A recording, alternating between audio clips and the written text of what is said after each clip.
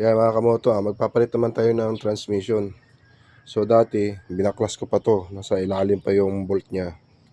Ngayon, gagawin natin is sa ilalim tayo. Ayan. Ito. Sa ilalim natin.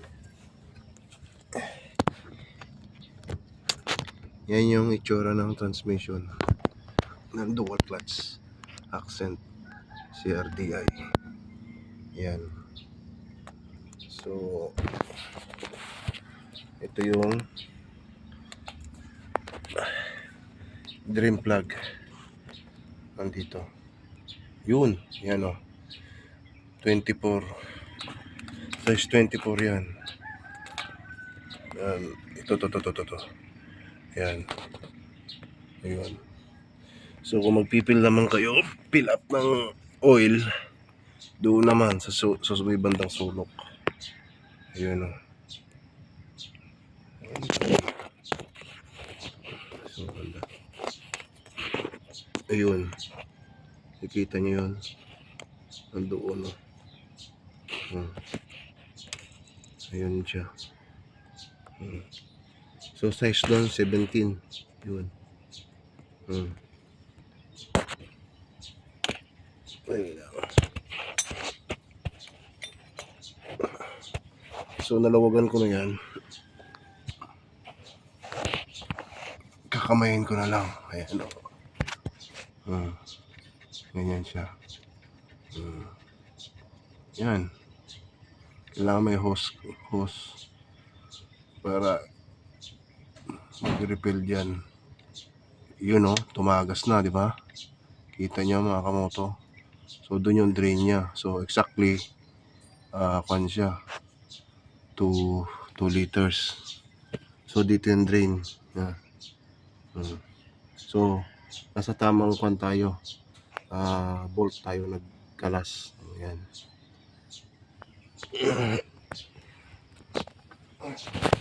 So, gagamit tayo ng ganito. Yan. Itong pump na to. Ganitong pump ang gagamitin natin para sa transmission.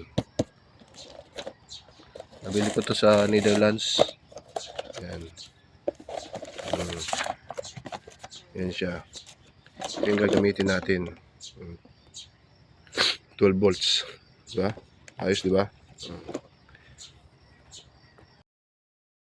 So, kamoto, ganito yung setup niya. Yan.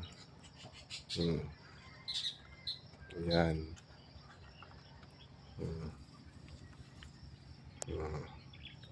So, ito yung out niya. Ito naman yung suction pipe niya. Ayan. Papunta doon. O, diba? So, yun. Simulan natin i-drain. Ito yung size 24. Ayan. Yun o. Ganda pa pala ng oil niya. Malinis-linis pa. Ibig sabihin, walang sign ng kwan, yung parang nagagasgas. Ang gano'n, no? Wala o. Malinis. Ang ganda. Pero tinakbo na ito, 108,000 na.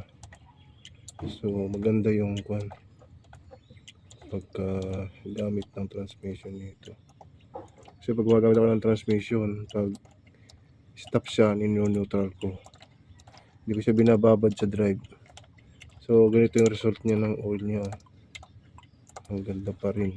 Ang linis. Panalo.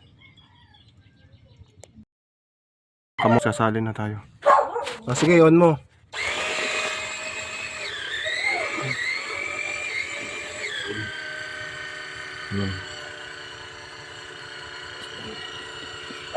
Okay na, sasali na. Yan kamoto. Ito yung luma. Tinakbo niya bago ako magpalit. 70,000 kilometer. Ito yung itsura niya. So ito yung bago. Malaki yung diferensya niya. Yan. Ang gagamitin na transmission oil sa Hyundai Accent dual clutch, ito specific, yan, DCT, dual clutch transmission fluid. So ito yung mga 1.5 ang isa nito, halos 1.5. So ito yung lagi kong ginagamit. So maganda yung performance niya, smooth. So hanggang ngayon wala pa ako nagiging problema. Kaya mag-8 years na yung aking sasakyan. So maganda yung kanya performance.